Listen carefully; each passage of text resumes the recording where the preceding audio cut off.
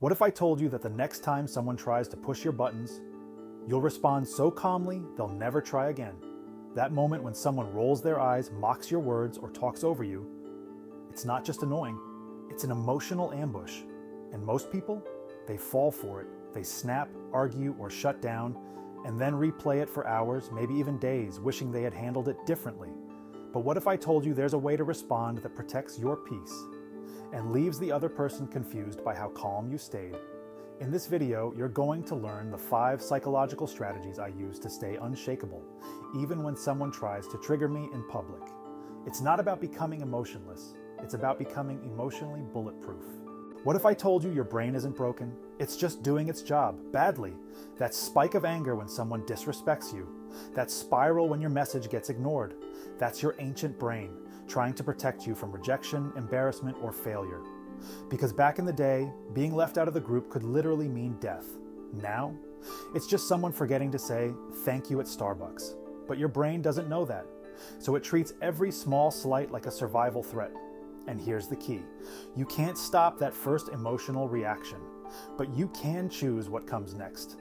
That's where your real power begins. Most people aren't actually trying to hurt you. They're just reacting to their own pain. That person who looked annoyed when you walked in, maybe they just got a bad text. The one who ignored your message, maybe they're overwhelmed, not evil. But your brain doesn't ask questions. It fills in blanks with the worst case scenario. They must hate me. That was definitely about me, but 90% of the time, it's not. It's projection, it's baggage, it's stress that has nothing to do with you. Here's a phrase that changed my life. Not my energy, not my weight. Let it bounce off you. Now let me introduce you to something even more powerful. Emotional minimalism. We talk about minimalism with stuff, but what about emotions? What if you didn't react to every little thing? What if you stopped giving your energy to people who haven't earned it? Not every rude comment deserves a comeback. Not every eye roll needs a response. Not every inconvenience deserves your breakdown. Every time you stay calm, you're telling your brain, "This isn't worth my peace." And over time, that becomes your new default. But most people don't learn this because we've been conditioned to respond in 3 wrong ways. Mistake number 1, the fake laugh. Someone makes a jab and you laugh like it's a joke, but inside it stings. Here's the truth. When you laugh with someone who's disrespecting you, you're silently agreeing with them. You're saying, "You're right, I'm ridiculous." You think you're keeping the peace, but you're shrinking in front of them.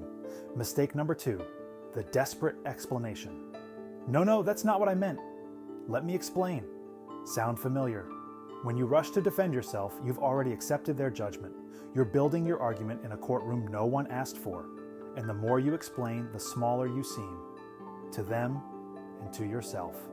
Mistake number 3, the frozen statue. Someone says something cutting, and you freeze. Your brain blanks, your mouth dries up, and you stand there, silent, crushed. You leave thinking, "I should have said something," but you didn't.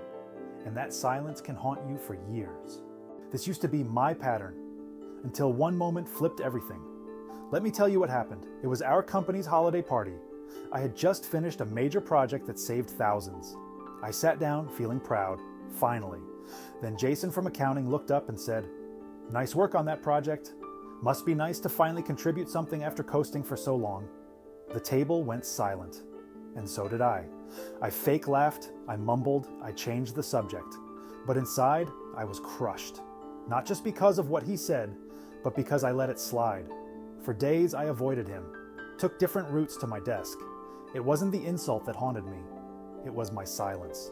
That's when I decided, never again. So I did the work. I studied human behavior, I practiced, I trained my nervous system like a muscle. And here are the 5 strategies that changed everything. Strategy 1, the spotlight reversal. When someone tries to embarrass you, don't defend yourself. Flip the spotlight. Example, you always say the weirdest things. Interesting, coming from someone who hasn't said anything original all day. What's your take? It's calm, it's sharp, and it puts the pressure where it belongs, on them. Strategy 2, the calm mirror. Match their sarcasm with composure. They say, "Nice outfit." You say, "Thanks for noticing." I love how observant you are. The tone is everything. Smile. Stay relaxed. It turns the comment back without escalation. Strategy 3. The power pause. Silence is powerful. Someone takes a jab. Pause. Make eye contact. Hold that moment for 3 seconds, then move on without a word. It says, I heard you. It didn't land, and that will confuse them more than any comeback. Strategy 4. The humor shield. Use wit, not self-deprecation, to disarm. They say, you're really going to speak up again after last time? You. Absolutely. I'm full of surprises. Now they're laughing with you, not at you. Strategy 5. The genuine question. Ask the question they didn't expect. What were you hoping to achieve by saying that? Did that feel good to say? But there's one final strategy I haven't told you about. It's called the unexpected ally. And it doesn't happen during the conflict. It happens after. Once things settle down, you approach them privately, not to attack, but to check in. You say something like, oh, hey, earlier seemed a bit tense. I just wanted to check in. Everything okay between us?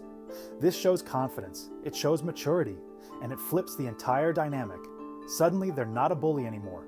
They're just a human being. Someone who was hurting, someone who felt threatened, someone who didn't know how to handle their own stress. When I tried this with Jason, everything changed. He admitted he'd been feeling insecure ever since his promotion, and my success had triggered something in him that he didn't know how to deal with. That moment changed our whole relationship. He went from someone I avoided to someone who supported me.